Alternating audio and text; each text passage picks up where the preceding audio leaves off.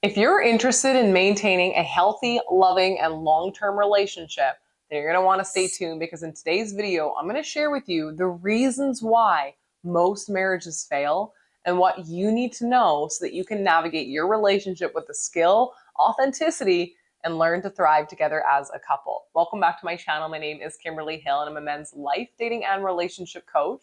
And I support good-hearted men to find deeply loving relationships. Now, if you're new to this channel, I want to welcome you. If you're interested to learn more about myself or my coaching programs, then please head over to my website at www.kimberlyninahill.com. But firstly, why do so many marriages fail? For some of us, the reasons may be obvious. Marriages fail because of infidelity, lack of intimacy, financial issues, poor communication, things like substance abuse or addiction. But it can also fail because of external stressors, abuse, unrealistic expectations, and a difference in values and goals. So it's understandable that many of us struggle to maintain long-term relationships when there are so many possible ways that things can go wrong. However, if you're like me and you're an internal optimist and you believe in the value of relationships and love, then you do know that it's entirely possible to work through the challenges that come your way.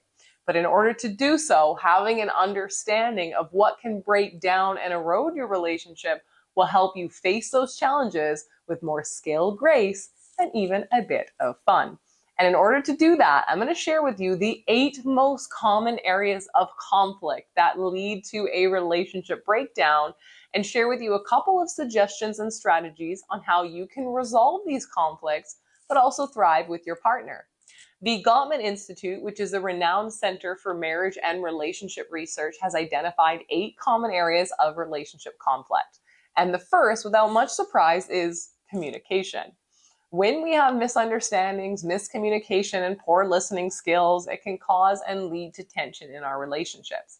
Often this causes one or both partners to feel like they aren't being heard or supported, and over time it builds resentments, frustrations, and leads to criticisms. In order to avoid communication being the cause of your relationship demise, it's important to understand active listening, which is giving your partner your full attention when they speak. It is so much more than just hearing the words that they say, but really tuning into your partner, learning how to show empathy and understanding, and don't jump to trying to solve their problem. One of the biggest complaints that women make about their male partners is that he's just not listening. And what these women really mean is that they don't feel their partner is providing them the empathy they are seeking, because many men often try to solve the problem. When this happens, it creates an energetic mismatch because one partner is seeking empathy and the other partner is jumping in with a logical solution. So while it is tempting to want to solve our partner's problems, resist that temptation, understand how to show empathy instead. You can also practice using I statements to express your feelings and concerns without blaming your partner. As soon as we turn to finger pointing or using blanket and absolute statements like you always and you never, we immediately put our partner on the defense, which can further exacerbate any conflict we're already having. The second common source of tension and conflict in our relationship is, of course, money and finances. It's very likely that you and your partner may have different financial priorities and spending habits and value spending money on different areas of life. So in order to avoid having a blowout over finances, make sure you and your partner at least understand each other's financial situation and beliefs about money. This means you have to be transparent and avoid any secrets or hidden expenses, and potentially sit down and create a budget as a couple, discussing your financial goals and priorities. While this might seem like an awkward conversation in the beginning because money tends to be a very sensitive subject, it's going to help you in the long term and to help avoid any financial surprises that can cause a lot of frustration and anger. So instead of working separately in this area, work together to create a financially rich life. The third area of relational conflict is intimacy issues. It's important to note that intimacy is not just referring to your sex life, but it extends beyond your physical connection. When the intimacy is not healthy and robust in your relationship, it leads to emotional and physical distance and can lead to feelings of neglect, rejection, unmet needs, and it can cause one or both partners to feel really unfulfilled and disconnected. So in order to work on this area of your relationship, it's important to foster the emotional intimacy by sharing your thoughts, your dreams, and fears with each other. I remember my parents telling me a story about how once a week they used to go golfing without my sister and I. Obviously, we got babysat. And then after their golf game, they'd sit in the jacuzzi in the backyard and talk about their thoughts and dreams and fears together. How romantic. But over 40 years later, they're still together. So it's important to carve out time and spend quality time with your partner without distractions so you can nurture your emotional bond and create fun experiences through the entirety of your relationship. The last thing you want to see happening is getting stuck in a mundane and routine pattern that pulls you both apart. The fourth area of common household conflict is chores. Now, this one seems trivial, but everybody knows some couple that's had a fight over something trivial.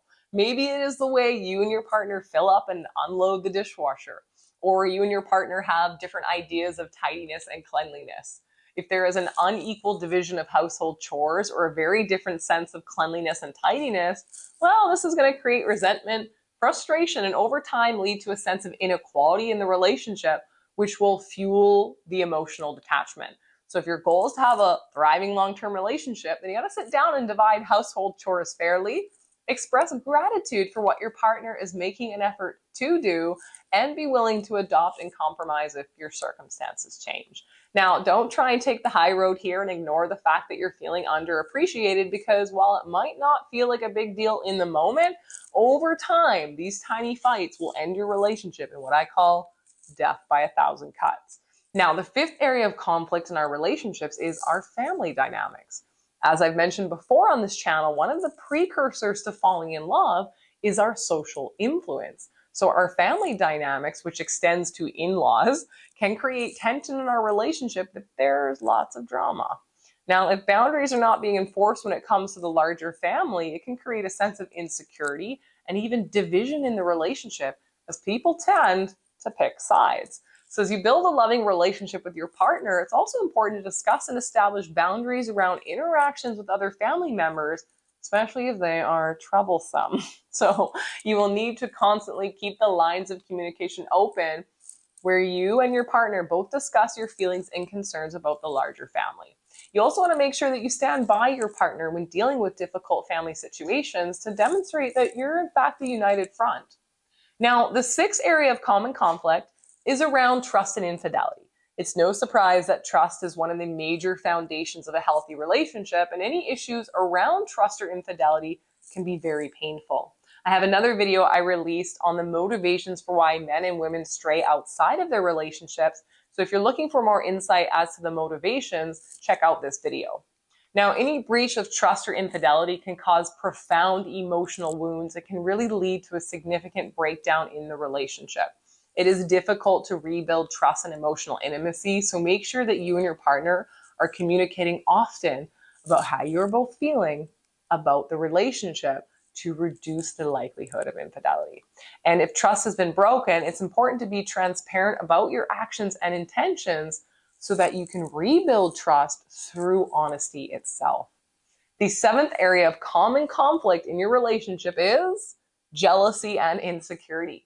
If you and your partner are experiencing chronic jealousy or a lot of insecurity, it can cause a strain in the relationship by creating a negative and suffocating dynamic. I've talked in previous videos about how neediness stemming from insecurity is a major turnoff in relationships because it leads to a lack of trust, and jealousy can lead to a lack of personal freedom, which ultimately will damage the emotional connection between you and your partner. If you tend to be the jealous type, it's important to reflect on where your jealousy stems from and if this has anything to do with past experiences or personal insecurities, so you can discuss your feelings and both address the concerns and reassure each other. Make sure you focus on your own personal well-being and learn to build your self-esteem, because a healthy self-image will reduce the feelings of jealousy and insecurity in your relationship, and therefore it actually moves you closer to your partner, which is your ultimate goal. And lastly, the eighth area of the most common conflicts in relationships is having different life goals. If you and your partner cannot find common ground, or you're pursuing separate paths that don't align with your partner's desire, it can result in emotional distance and the feeling of growing apart. So if you're interested in saving money to buy a home and start a family, but your partner's more interested in traveling and enjoying the freedoms of moving from place to place, it's likely you're going to experience incompatibility issues because you are not headed in a similar direction. So make sure you and your partner understand each other's goals so you can support each other in achieving them. It's likely you'll need to find some middle ground here and make a compromise where necessary and healthy for the both of you. In any relationship, it's important to be willing to adjust some of your goals for the sake of the relationship without compromising your deep-seated values. Perhaps you and your partner will discover new dreams and new goals for the relationship that both make you feel loved, supported, and connected.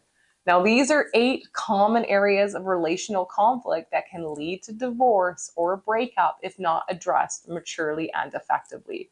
While conflict in any relationship is natural and it is healthy, it's all about how you handle it that will make the difference so you and your partner can build a lasting relationship that is built on love. Breakdowns in our relationships are often the result of unaddressed or poorly managed conflicts that lead to emotional distance, a lack of trust, and a decline in the overall satisfaction. So if you are boldly addressing these areas of conflict head on, and you have the mindset that you and your partner can get through these challenges together, then you will strengthen your bond, thrive as a couple, and create the deep emotional and physical intimacy that you seek. I hope today's video provided some valuable insight for you to consider and think about in your relationships. And if you enjoyed today's video, hit the like button and don't forget to subscribe for more videos like this one.